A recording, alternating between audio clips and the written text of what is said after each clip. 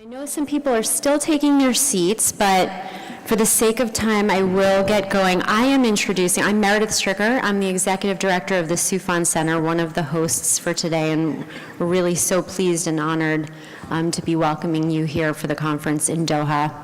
And I am going to introduce Colin, our MC, since he's moderating this panel.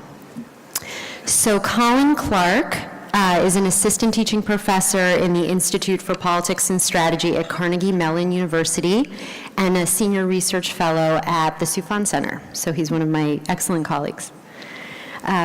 Colin spent nearly a decade at the Rand Corporation, where he was a senior political scientist focusing on terrorism, insurgency, and criminal networks, directing studies on ISIS financing, the future of terrorism and transnational crime, and lessons learned from all insurgencies between the end of World War II and 2009.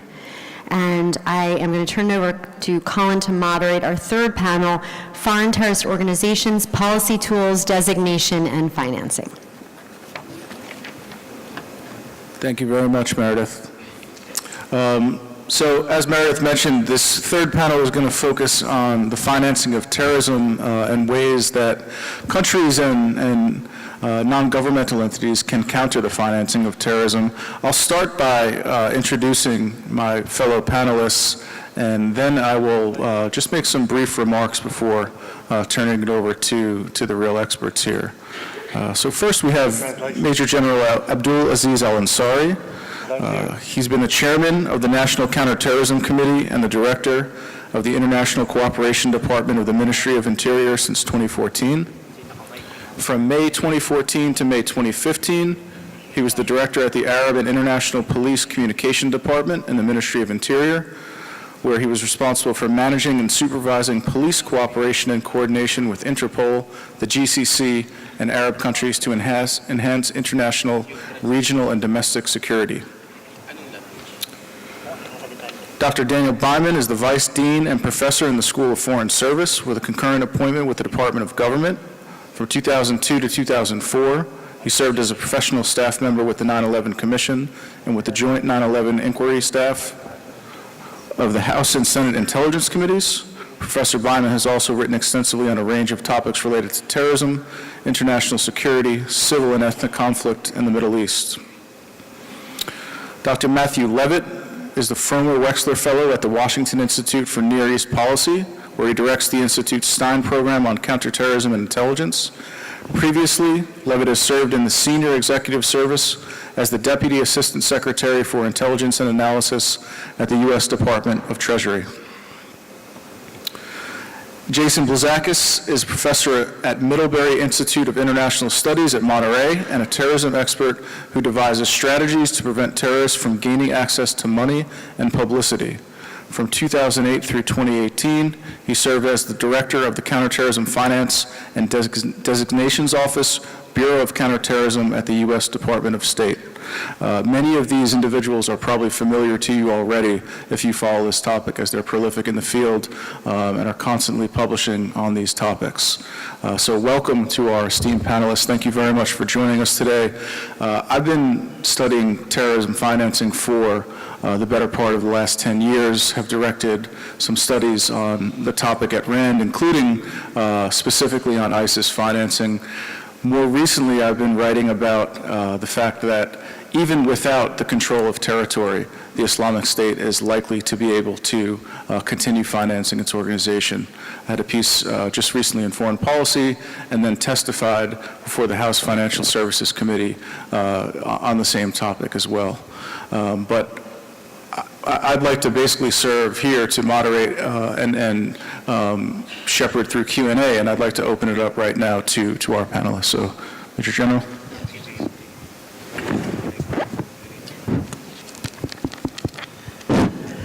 Thank you very much, Colin.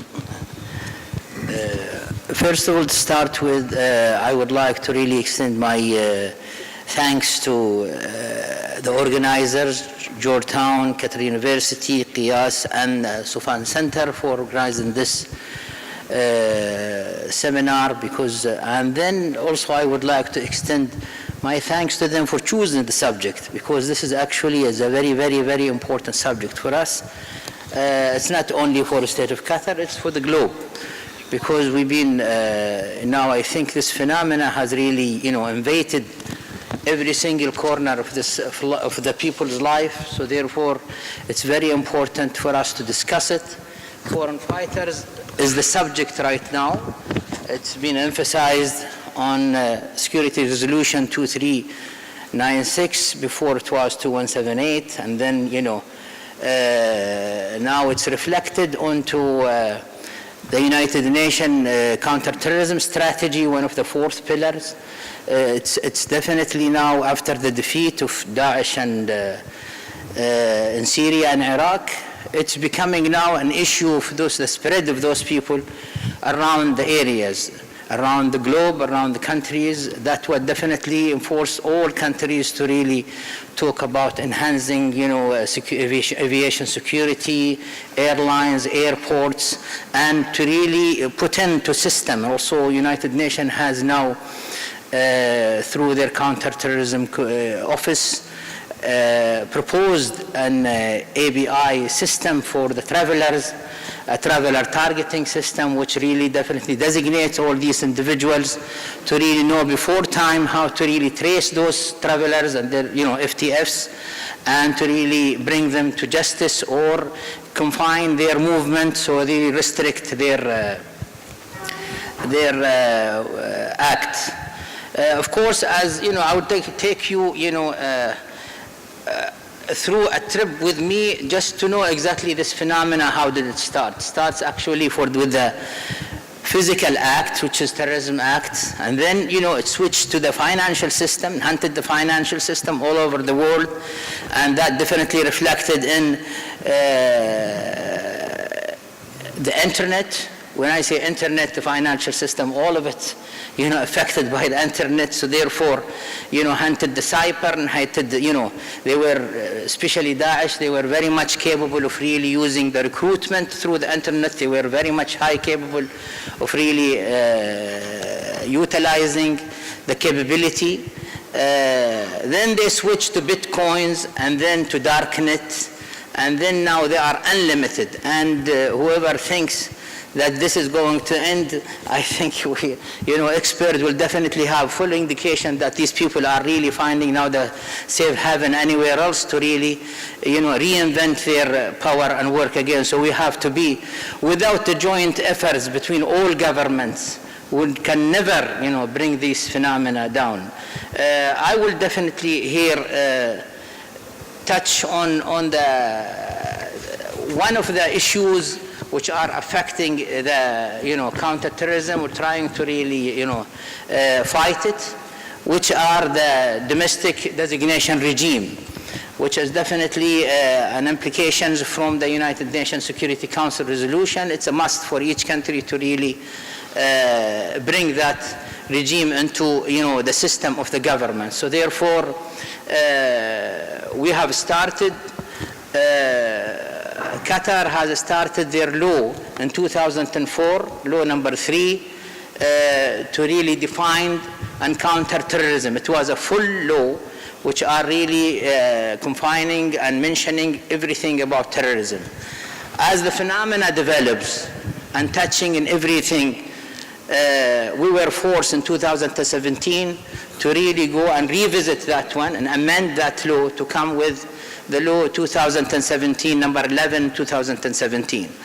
And that definitely has enhanced our definition on counterterrorism on that law, and then invented the domestic designation regime for the state of Qatar. And we have defined that regime on 3 aspects. The first aspect, whoever been designated by definitely the Security Council, which is under Chapter 7.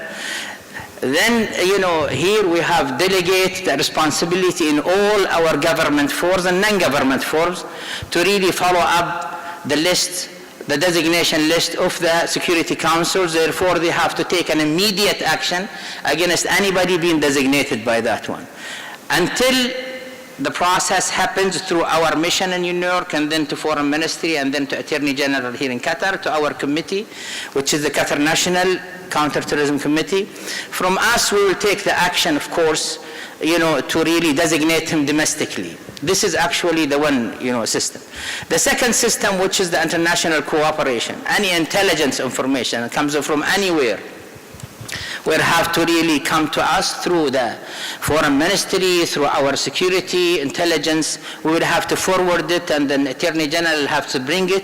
We will have to do our due diligence on the issues through our financial system and through our intelligence system to make sure that this individual has conducted any illicit financial transfer or any move or any action that definitely affected our system. So therefore, in this regard, we would have to really inform our Attorney General that this individual has no account, for example, in Qatar, has no activity, therefore we cannot really designate this individual. On the other hand, of course, if we find any illicit financial transfer or have any doubt about this individual, we put a recommendation to the Attorney General to do that one. What's so exceptional about Qatar here is that we do not designate anybody except the Chapter 7, of course. This is what comes from Qatar, from the university, from the Security Council.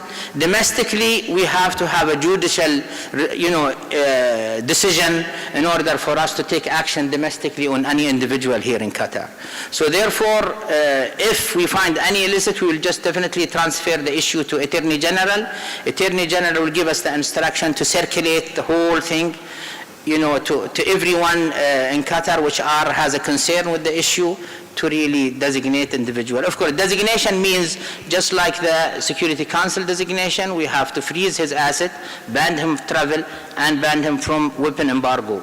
This is actually the third issue is, if this individual has been, forwarded with a case to the court and the court has issued a verdict of designating this individual, then we do it directly as this individual designated. Once we designate this individual, definitely we'll forward it to our website, where we will publish his name with his description, with everything, for that one. Of course, the law here in Qatar has given those individuals who are designated, except for the people who are, designated from the Security Council, whoever is designated domestically has the right to approach the court within 60 days after the designation resolution or decision to really claim, that, to be removed. And then, his process will take place through the court. If the court decided that this individual, is okay and he's free, then we could really then delist him from the list based on the, judicial system. This is, of course, just to take you with me through this trip of this, of the system, and probably I will just definitely give the opportunity to my other panel to really give us more information about the other system. Thank you very much.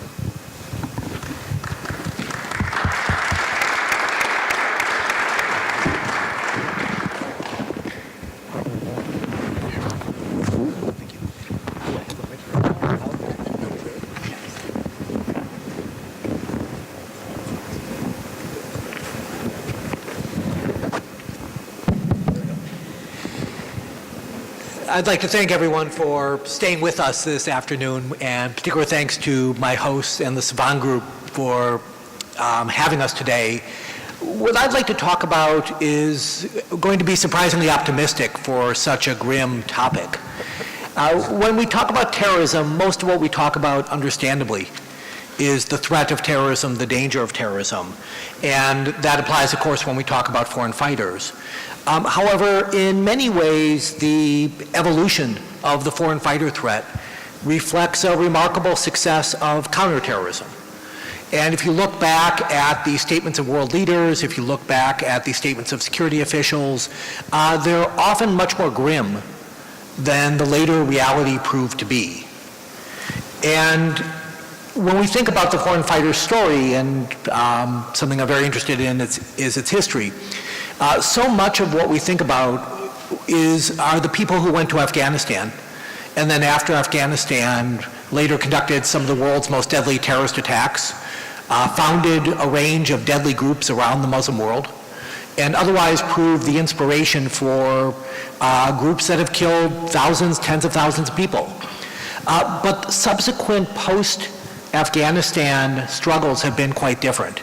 And in particular, in my opinion, after the September 11th attacks, there was a dramatic change in counterterrorism. And that has affected the threat in ways that I don't think people have realized, to the point where things like the Iraq War in 2003, which attracted a significant number of foreign fighters at the time, actually produced far less violence from foreign fighters than most people anticipated when the war began. So what I'm going to talk about is that degree of success, and I'll recall our morning panel's discussion, where it was pointed out that since September 11th, there have been no foreign fighter attacks that succeeded against the United States. It's all been homegrown violent extremism. That in Europe, the biggest problem today is not foreign fighters, but is homegrown violent extremism. And that the problem has shifted, but as I'll stress, it's really due to policies, not due to the inherent nature of the threat. But let me begin with an analytic point, which is I think the struggle in Syria is unusual in many ways. So often when we talk about what is the next Syria, what will be the next magnet for foreign fighters, I think it's important to remember what made Syria unusual. One thing that made it unusual was that the struggle against the Assad regime was widely seen as legitimate by governments around the world. President Barack Obama, prime ministers in Europe, leaders in the Muslim world, all recognized that the Assad regime was slaughtering hundreds of thousands of its own people, and that resistance was entirely appropriate. Now, that's not the same as joining a terrorist group, but the overall cause had legitimacy beyond a small group of individuals or a small cause. In addition, the Islamic State itself was incredibly successful. And by establishing the caliphate, by ruling over a large territory, it had truly established what it considered to be an Islamic State. And very few groups have succeeded in remotely the same way. Even groups that have been relatively close, like the Shabab, never achieved the kind of scale of the Islamic State. And most of the others have fallen quite short. And a huge selling point of the Islamic State was that it was successful. And the fact that it's been diminished significantly due to military action is a tremendous blow. And part of, though, what made it successful was unusually there was not decisive military action against the group until it was quite strong. While in many other cases, because there is a jihadist group with ties to the Islamic State or Al-Qaeda, world governments are much more willing to act. But because of the illegitimacy of the Assad regime, most governments appropriately were not willing to help it. So we saw this group have a haven, ironically, because it was in a state that was the enemy of many countries around the world. Many governments didn't take the danger too seriously, and for some, not until the Paris attacks of 2015. So you had a slow counterterrorism response even at home. You had new technologies of social media that enabled connections that caught people by surprise as well.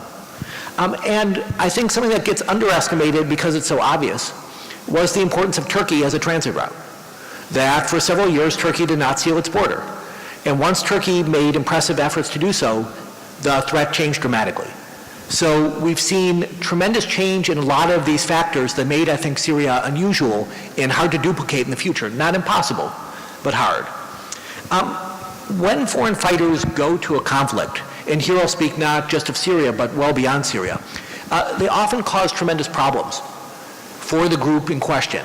We tend to see them as inherently dangerous, which they are, but without recognizing that there are groups that are actually quite resistant to having foreign fighters join their ranks, or groups like Jabhat al-Nusra in the past that were very careful about who they picked. Many of the foreigners, of course, were tremendously unskilled.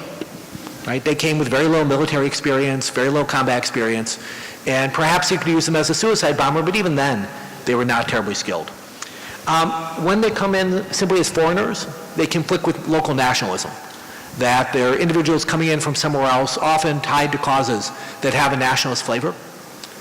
The groups themselves are suspicious of the foreigners, worrying that many are spies. So we see the groups taking rather draconian actions against many of the foreigners. Also, because the foreign fighters themselves don't recognize borders, they often expand the conflict. So we saw in Chechnya that foreign fighters were vital, if you will, to the initial invasion of Dagestan next door that led to the Russian response, that eventually led to the crushing of the Chechen movement. We saw in Somalia that foreigners played an important role in expanding the conflict next door to Kenya. We saw in Syria that foreigners played a role in expanding the conflict next door as well. And that while making the group in some ways more frightening from a counterterrorism point of view, is actually disastrous from the local group's point of view. That all of a sudden they have a whole new set of enemies, they've wasted their resources, they've expanded the battlefront, often in ways they can't sustain. And in so doing, the foreigners are often magnets for foreign intervention in a way that's quite negative for the local groups that they've attracted.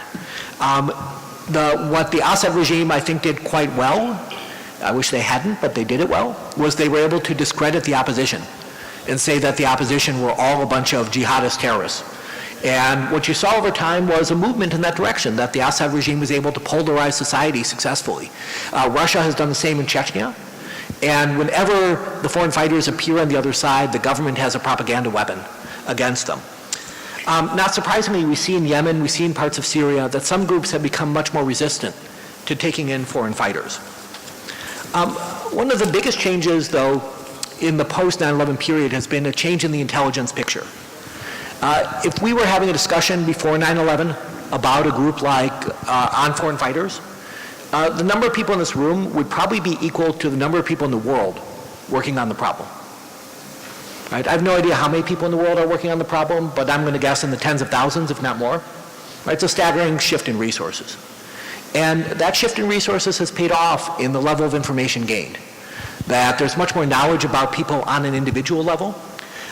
There's also a huge change in that it used to be when someone went to Afghanistan in the past, it was a black hole. You didn't know where they went, you didn't know what happened to them, you lost track of them. But now intelligence collection in a war zone is much better. And often individuals are detected when they're away, and so they're anticipated for when they return. There's global cooperation. Right? So you have governments that are sharing extremely high degree of information, and sometimes it's regional, sometimes it's global. Credit goes to many of the people in this room. But it's, again, truly a remarkable shift, where in the past information was jealously guarded, and even within Europe, even within the EU, information was not widely shared. Social media. The internet companies took a number of hits earlier today, and it's hard to be excited about internet companies when they have often hosted very nasty content, and when they also sell your data at the same time, so people don't particularly like to defend them. I do think it's a bit unfair in that it's unrealistic to shove this problem onto private companies that are global private companies with different jurisdictions and say, from a government point of view, the companies should do better. Right? The actual answer is the government should do better. In particular, you should have legislation in countries like the United States. You should have global agreements where the companies are forced to abide by and recognize these agreements. To me, this is more a failure on the public side than the private side. But even putting that aside, I think people have missed the tremendous role that counterterrorism plays when it comes to social media. Right? One thing we used to struggle with many years ago was simply trying to identify an individual's friends or connections. Okay, we know this person's a foreign fighter. Who do they know? Who might they be in contact with? Now if we know their Facebook profile, we know their Twitter profile, we know everything. Right? They put themselves into link analysis software. Right? This is a counterterrorism dream. They post their views. They often post their locations. For the first years of the Syrian civil war, you could track individuals in Syria because they left their location finders on.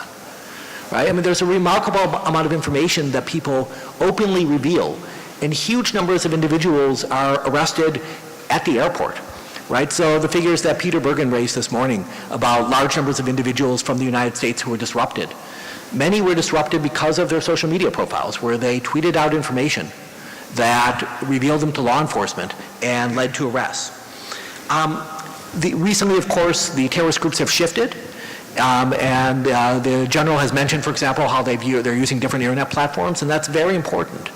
But when you shift to more private encrypted communications, there are going to be huge costs. Your ability to recruit goes down dramatically. Your ability to use propaganda goes down as well. So I don't want to make this sound like everything's perfect here, but sometimes I think we always jump to the negative when on things like social media, it's been quite positive. But all that said, let me mention a few areas where I think we could do significantly better. One is this idea of community trust. What you want is a community to police itself, to look at people who might join a terrorist group the way they would look at someone who might harm a child, to look at someone who might do a grave crime. And you simply want them to call the police if they're suspicious. What I would say in the United States and in Europe is the demonization of the Muslim community by people, including the President of the United States, is incredibly negative and incredibly dangerous simply from a counterterrorism point of view.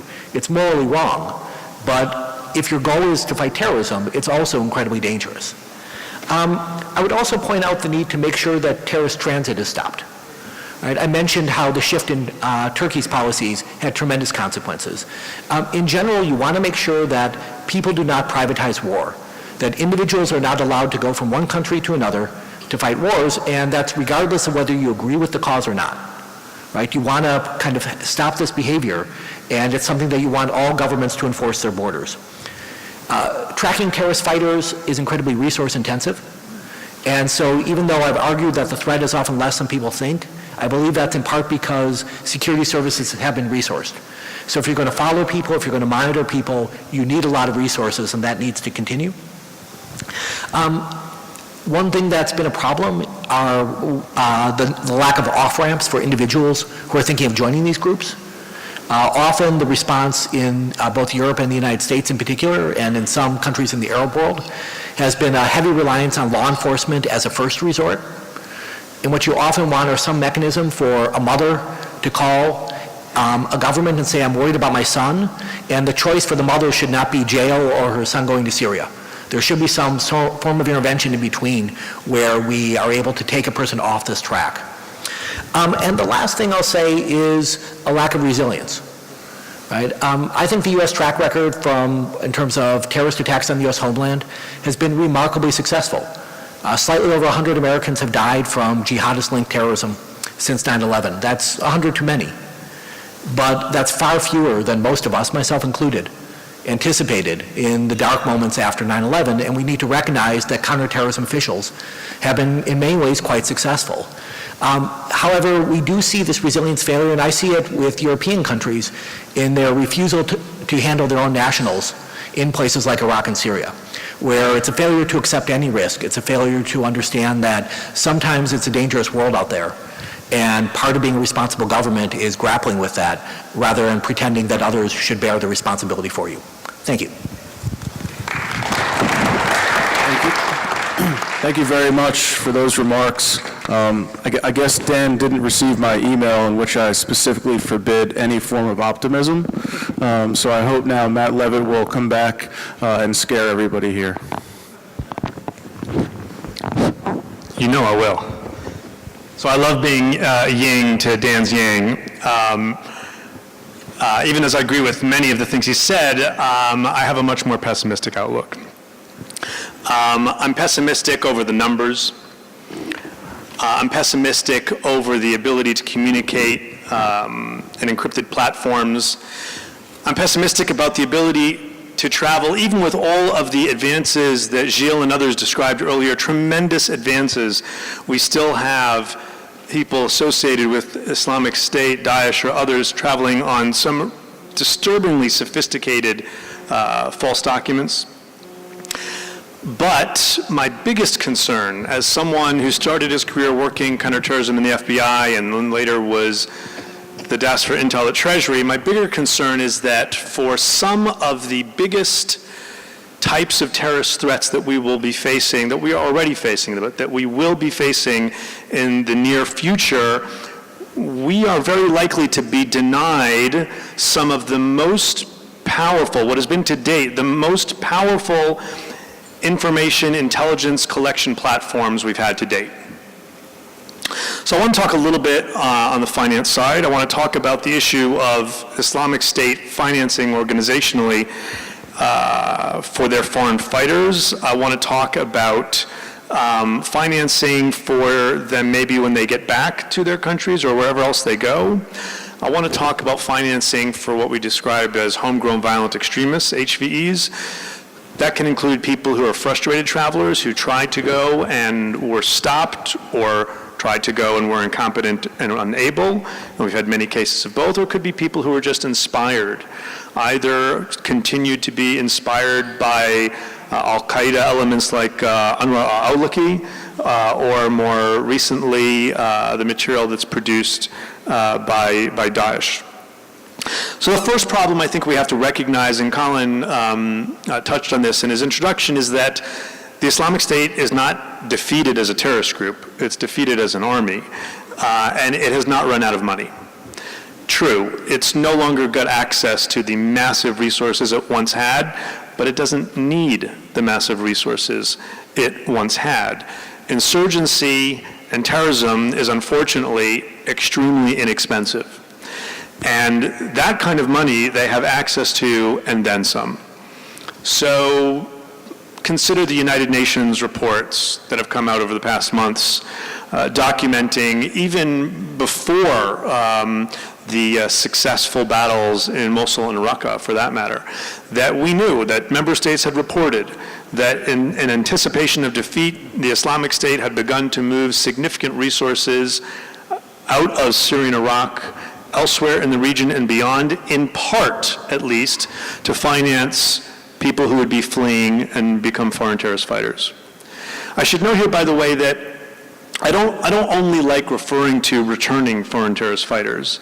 I think we need to be thinking also about exiting foreign terrorist fighters. That is, not every foreign terrorist fighter is going to be returning to their country of origin or the country from whence they last came. Some will be exiting to other areas. So, for example, in my recent research, it's come to my attention that at least several dozen foreign terrorist fighters affiliated with Daesh from the former Soviet Union have apparently recently turned up in the Sinai. And there are some places, whether it's Sinai or Libya, Tunisia, the Sahel, Afghanistan, where we could see some near-term problems at a minimum. But if you follow reporting from other governments, the Australian government, for example, has talked about its concern about just this issue. According to one Australian report, and I quote, "Regional authorities are concerned by funds flowing into the region to support local terrorism networks," end quote. And then the report goes on to note that, again, given the small amount of funds that are required to stage a deadly attack, even small amounts of money from foreign terrorist groups pose a significant risk to the region's security. So it's worthwhile thinking about it in those terms too. They would only need to transfer relatively small amounts of money, which again become more difficult to track. But separate from and I should mention that we've even seen fairly large sum of monies be sent around the world for fairly large operations. The siege of Marawi, for example, we now know, involved a significant amount of money that was sent by ISIL core to people there to finance that operation. I do think we need to spend some time thinking about the financing of the returning and exiting foreign terrorist fighters, however. As we've said, the group has already moved monies outside of Syria and Iraq.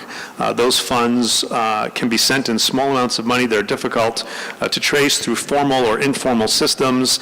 We need to be thinking here not only about whether or not terrorist groups, by the way, have access to money in the first place, but whether they have access to the ability to move those funds. And I submit that with some relative ease, they still do. And that's going to become much more difficult to track for the following reason. Traditionally, certainly when I started my career in counterterrorism at the FBI in the 1990s, there were three basic tools at our disposal, and if we used one or two or three of these, we were probably pretty good. And those were, if you could track someone's travel, if you could track someone's communications, and if you could track someone's financial flows, in or out, you were pretty good. Well, nowadays, it's becoming much more difficult on all three of those counts. Certainly, if you think about homegrown violent extremists who aren't necessarily traveling anywhere, tracking their travel is not going to be helpful. There's a lot of reason to be hopeful for the reasons you've heard in earlier panels about some of the really tremendous biometric and other steps we've taken forward to facilitate our ability to get information from the battlefield to law enforcement. I downplay that not one little bit, but I hear reports over and over from Western European countries and others, in other words, countries with sophisticated immigration controls, about their concern that people continue in small numbers to be able to enter their borders through very sophisticated false documents.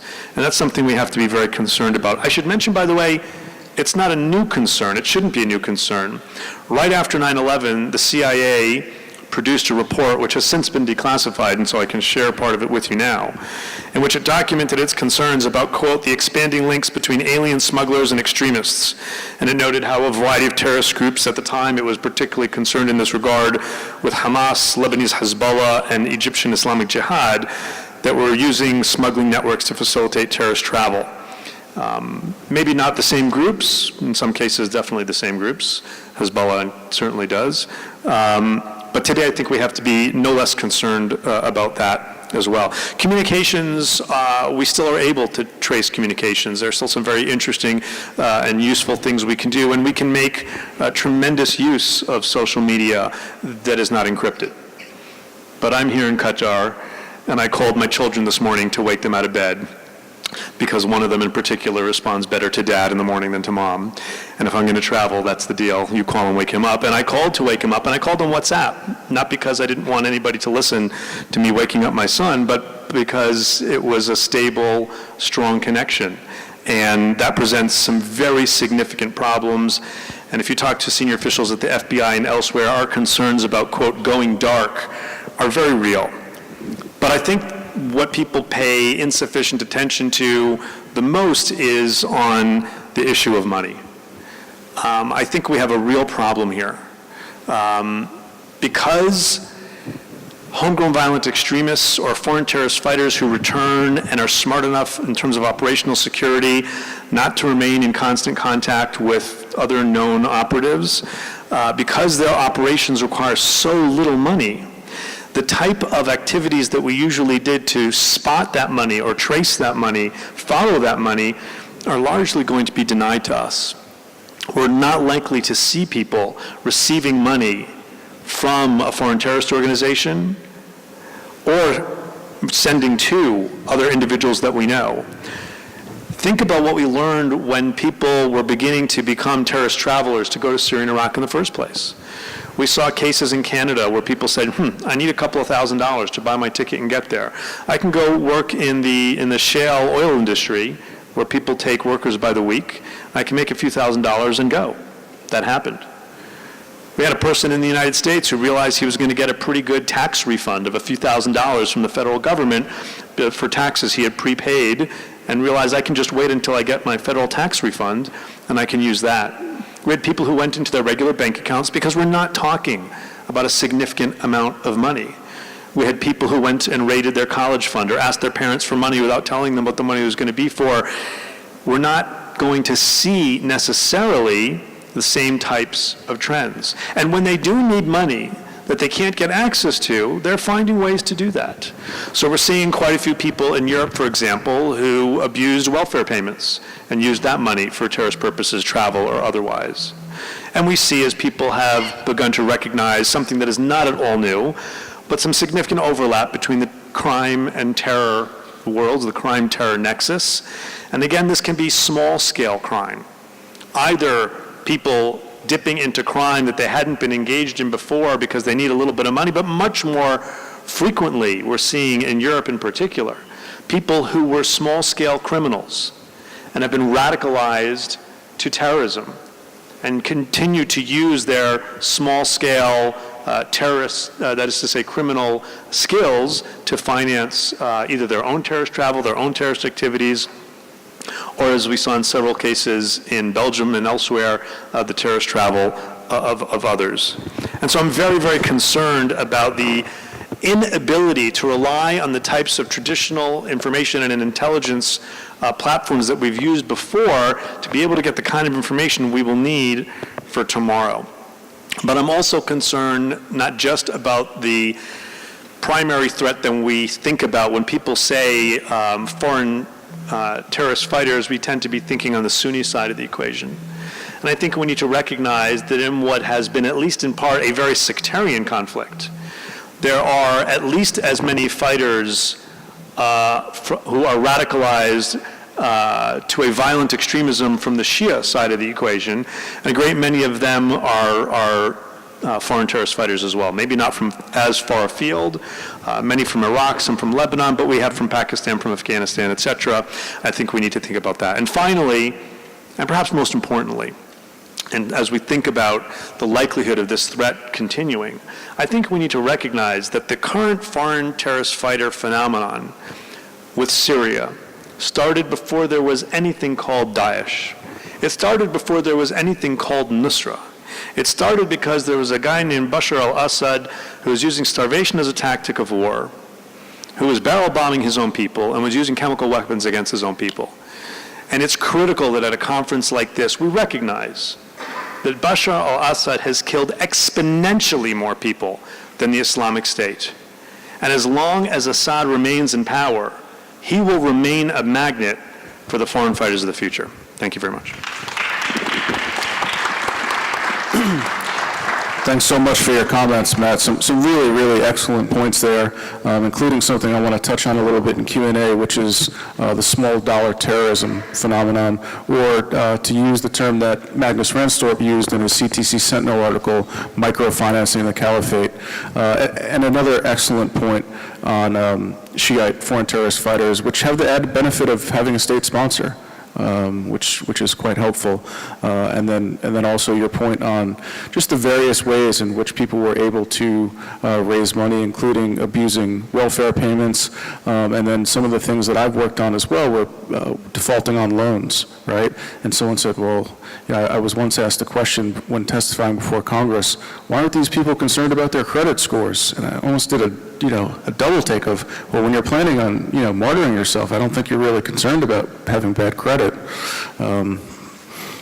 So thank you very much. I appreciate your remarks. So it's been a really long day for all of you, and I'm the last speaker.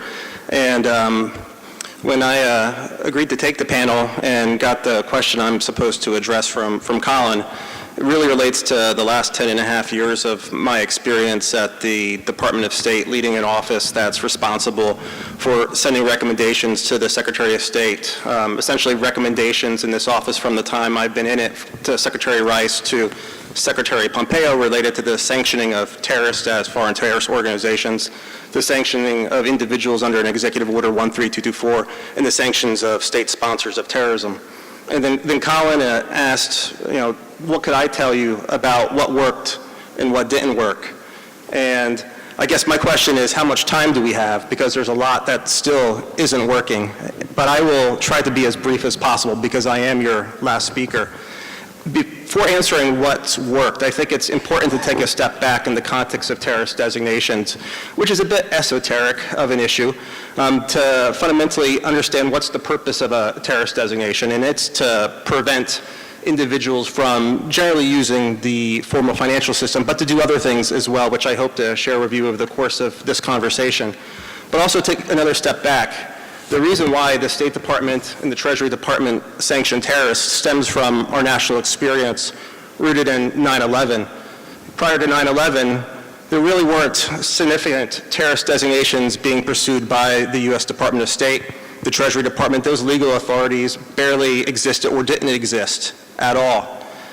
Information wasn't being shared between agencies, between intelligence community and policymakers, between intelligence agencies and law enforcement.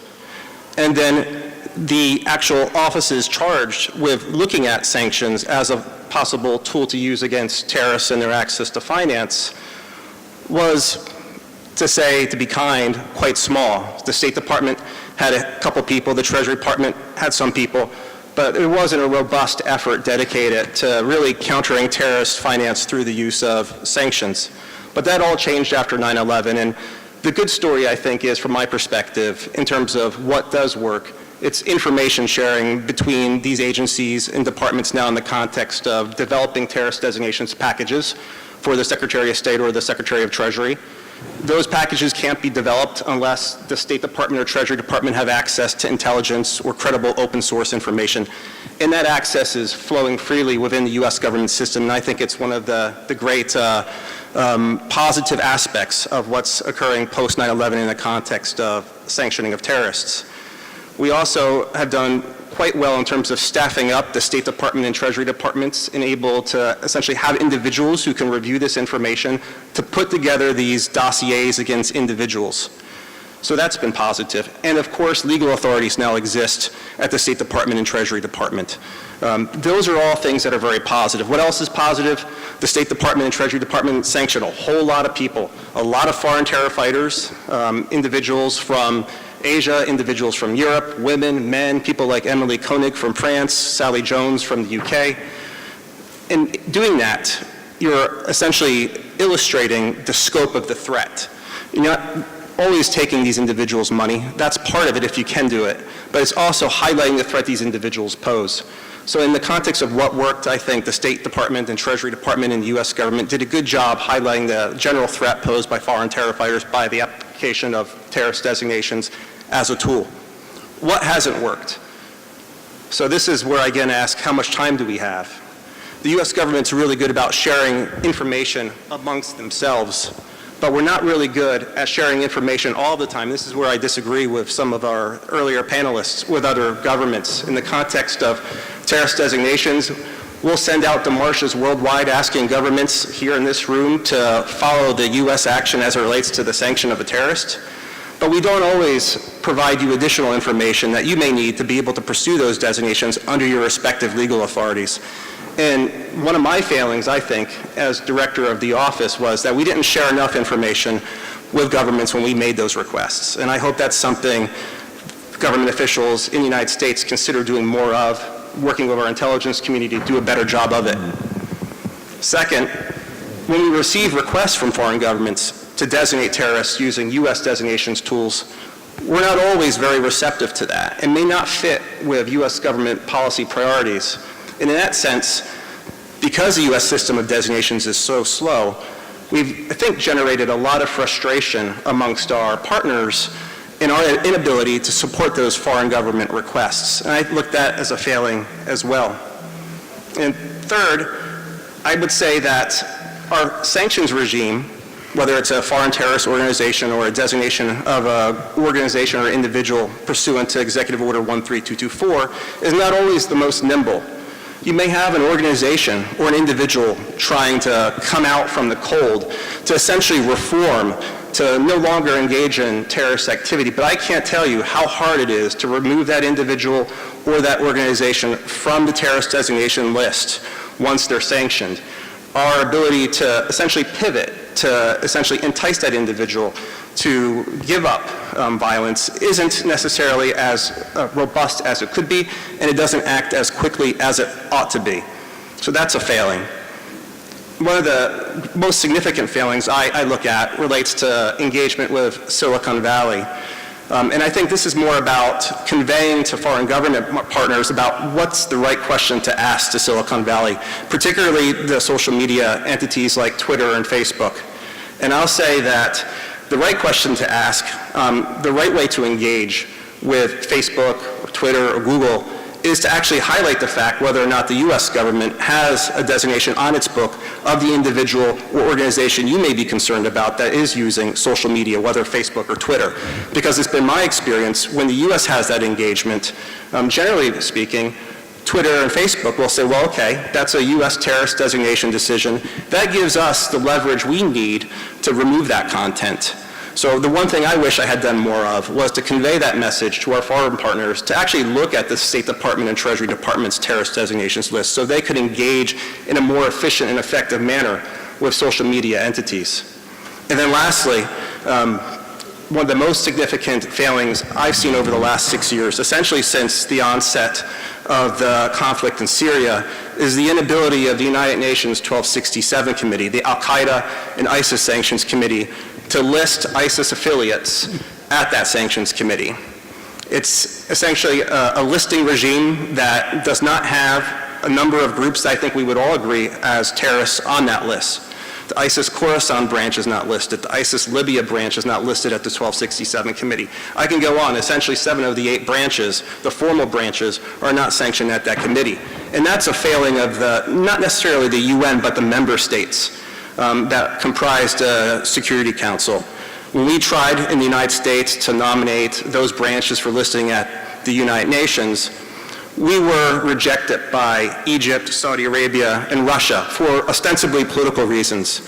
And pointing back to the Syrian conflict or the perception that would exist if those entities were listed at the committee, that it would look poorly upon those governments because ISIS exists. Well, guess what, folks? ISIS does exist in those countries, whether or not they're listed at the UN 1267 committee. But the problem lies in the fact that because they're not listed at the committee, it is very difficult to essentially have multilateral cooperation in the most robust manner you can have because they're not listed. And I think we've talked a little bit about definitions of terrorism, and the UN has failed since the 1970s in defining the term terrorism, and will continue to fail because of political reasons. But one way I think that we can be successful in a multilateral context is by actually adding these individuals and groups to the UN 1267 list. Because I think inherently by adding those groups or individuals, you are defining those individuals or organizations as terrorist threats. So in that sense, I would look at as a recommendation to pull together, hopefully in the post-Syria conflict, an ability to list those organizations or individuals, because those individuals and organizations that are affiliates of the ISIS core group are going to be the next great threat, and the individuals who comprise those organizations will be the next great threat. And you may not necessarily have the pretext, because those affiliates aren't listed at the UN, to list those individuals that may pose the next great threat to international peace and stability. And essentially, from my perspective, until that happens, I think we're not going to have a sufficient multilateral response in the context of using sanctions as a tool against ISIS foreign terror fighters or ISIS's affiliates. And as ISIS continues to erode from its core, as the core becomes weaker, it's going to continually rely on those affiliates. And the sinew, essentially, or the tissue between the core group and the affiliates, is an organization, a sub-organization of ISIS called the Immigration and Logistics Committee. And it's that committee that's going to provide for the core group essentially the ability to push goods or finance out to the affiliates. And those affiliates will continue to go strong. So unless there is more effort dedicated to sanction individuals within the sub-core group within ISIS, the Immigration and Logistics Committee, there'll continue to be challenges as it relates to foreign terror fighters. And with that, I look forward to your questions.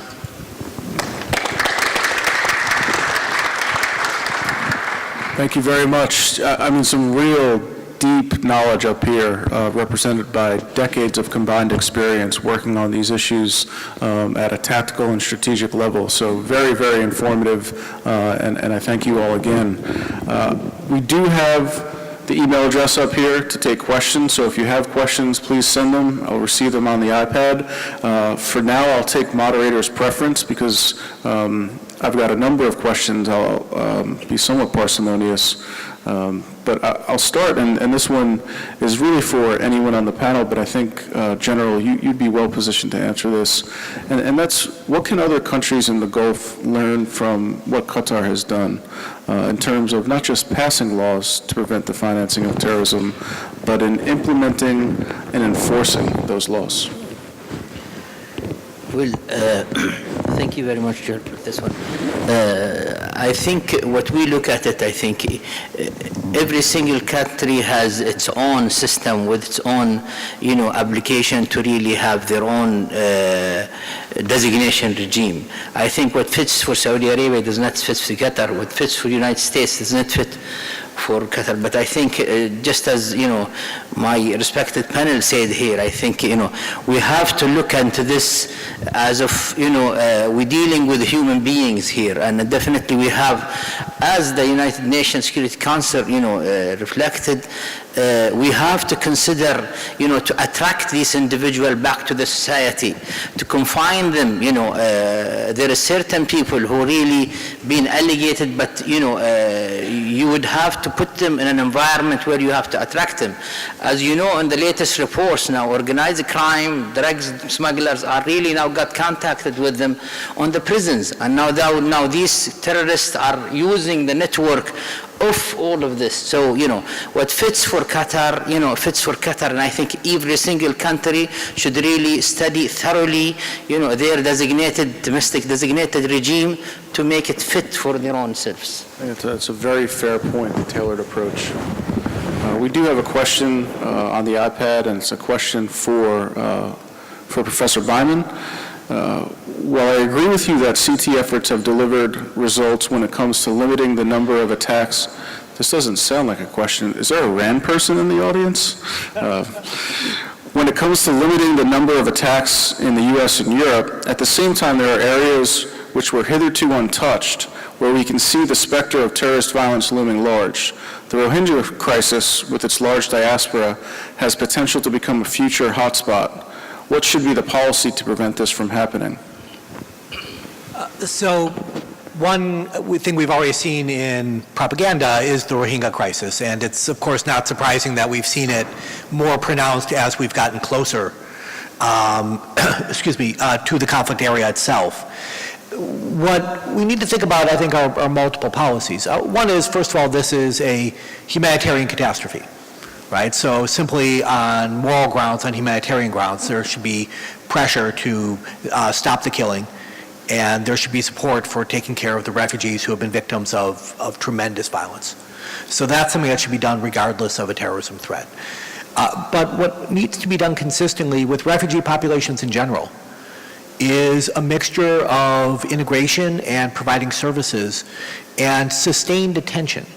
Right? What I always worry about, frankly, just to broaden this question slightly, is what I worry about what might be happening in Germany right now, which is a very strong welcome in a very impressive way by Germans of refugees from around the world, but then a backlash that leads to very harsh treatment and leads to alienation that 5 years, 10 years down the road leads to a community that came in very happy with the government and all of a sudden feels very vulnerable and very threatened.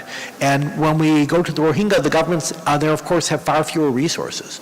So the responsibility is not simply on the host governments, but really on the international community. And one of my frustrations is that in the United States and in other countries, people have been turning their back towards the responsibility we have towards those who are fleeing persecution. And I think the Rohingya are a great case where we really need attention, and I worry about the long-term consequences. Great point. Anyone else have comments on that? If you don't mind, I'd like to just go back to your first question for a second. Sure. I think it has to be said at a panel like this. The elephant in the room is that there's a little bit of a conflict within the GCC, and that conflict is not necessarily conducive to the kind of joint counterterrorism efforts that we're discussing. There are some positive notes. At U.S. lead, we've created the Terror Finance Tracking Center, which is headquartered in Saudi Arabia, but really is a joint U.S. GCC effort, of which Qatar is very much a partner and a player. And Qatar, like other GCC countries, has joined in quite a few designations, including some that probably were not comfortable for Qatar, some Qatari citizens, and we're full partners in that. I've written before, and I'll say again, I would like to see the Terror Finance Tracking Center used as a way to bridge this conflict, which involves people pointing fingers at each other on the issue of terror finance in particular. And I think one way to do that would be for GCC member states affiliated with the Terror Finance Tracking Center to be nominating potential candidates for designation. Let this not just be a U.S.-driven effort that then GCC countries sign on to. I think that would show some significant buy-in with our GCC partners. The U.S., I have to say, is investing significant resource to help our close allies across the GCC in capacity building to be able to do designations and do prosecutions and the type of things that we're seeing many of our GCC partners go forward with. So building on that capacity building, I think the Terror Finance Tracking Center is a real opportunity to try and help bridge one of the critical issues that seems to be at the heart of this GCC rift. Thank you. May I just comment on this one? I think thank you very much for this one. Of course, the TFTC Center, which are being accomplished now in Riyadh, Qatar is part of it, and we are really now working on the governance issues of it, and definitely this is one of the very important pillars of that one. In addition to what Dr. said, Dr. Matthew, is that, we are all mandated world best practices on all these, whether, talking about the FATF, the IMF, and then, the United Nations Security Council resolutions. All these are drawing with a full system of every single country, who really giving the broad guidelines for every single country how to follow it. So therefore, if you really fall in within that gap, I think you'd be safe. But definitely, like we said previously, that, there is different things between, each domestic regulation and laws that definitely have to adhere with the international system. This is just I want to add. Thank you. So one of my questions is, we talk all the time about the threat potentially posed by virtual currencies, Bitcoin, the dark web, and how these technologies and emerging technologies could be used to fund and finance terrorist groups in the future. But we very rarely talk about the promise of technology, and as Dan pointed out in his opening talk, there is a lot of promise there on the CT side of the house. So I'm wondering, specifically related to terror finance, and more to the point of this small dollar terrorism, are there promises out there with emerging technologies, big data solutions, and algorithms to get a handle on these kind of smaller dollar denominations, or some of the trends that we saw, particularly in Europe, where crime was financing terrorism, or terrorist-related logistics, trips to Turkey, the supplies necessary for foreign terrorist fighters? Is there something there? Where is the balance between the kind of dangers and some of the promises or advantages? Thrown under the bus. Look, I think there are more challenges than obvious opportunities here, but there are some real opportunities. In particular, I think that we need to think of this when we're thinking about the law enforcement and intelligence way to address this. We have to use, latest technologies and old school tools as well. So like you said, tracking things to geographic locations that are of particular concern. We just need to be, putting all our data together. There is a tremendous opportunity that is already being used extensively in the ability to track IP addresses. So certainly when you engage in formal banking, including online banking, of course, if you make a transfer from your cell phone right now, that's all using IP addresses. You can sometimes use IP addresses for regular types of communication at a time and place when you know or suspect someone is engaging in financial activity, and track the IP addresses that way. What we're finding, though, is that tracking IP addresses is not as powerful when it's just within the public sector, and enhancing significantly our public-private cooperation is critical here. The FATF has written about this. U.S. government has been working on this. I think there's a lot that the U.S. and other countries could learn, for example, from the UK's Joint Money Laundering Intelligence Task Force, which is a public-private initiative. So there are some things that can and are already being used to help us track payments in a world in which everything is online. We do have another question coming in on the iPad, and in the essence of time, this will probably be the last question that we take. And it concerns one of the things that we talked about earlier, which is the crime-terror nexus. And the question is along the lines of, with the connection between terrorism and organized crime, do we have evidence of such a relation? And this is a topic that I've studied quite a bit in my own research, and we've seen what Phil Williams has called DIY organized crime, terrorist groups kind of building these capabilities in-house because of the inherent vulnerabilities of terrorist groups cooperating with criminal groups and vice versa. But just any thoughts that the panelists have on the crime-terror nexus? Is it overblown? And concerns about the future. Where do we see this kind of going as we move forward? Okay. So it varies by group. And there are some groups that have some very significant transnational organized criminal connections. But when we're talking about Islamic State in particular, primarily we're not talking about organizational ties to large transnational organized criminal enterprises. What you're talking about are relationships of opportunity. What you're talking about are the radicalization of people, usually youth, who are already small-time criminals. And they're then going to leverage their small-time criminal, neighborhood criminal expertise for their view of the jihad in Syria or in Iraq. Think of the case in Belgium where one recruiter started going by the nickname Papa Noel, because he told his recruits, look, you can continue doing whatever little crime you're doing. In fact, but you just need to give some of it to me so I can finance the travel of recruits to Syria and Iraq. And by the way, by doing that, that kind of gives religious cover and okay to the crime that you're doing, because now you're doing it for the cause. So that's really more what we're seeing now. Yeah, I remember your series of articles on Molenbeek. I think you were there right around the same time, and I've done a lot of work myself on Salah Abdul and some of the individuals related to the Paris November 2015 attacks. Thank you very much for a really enriching and informative panel. We'll just have one more round of applause for our panelists up here.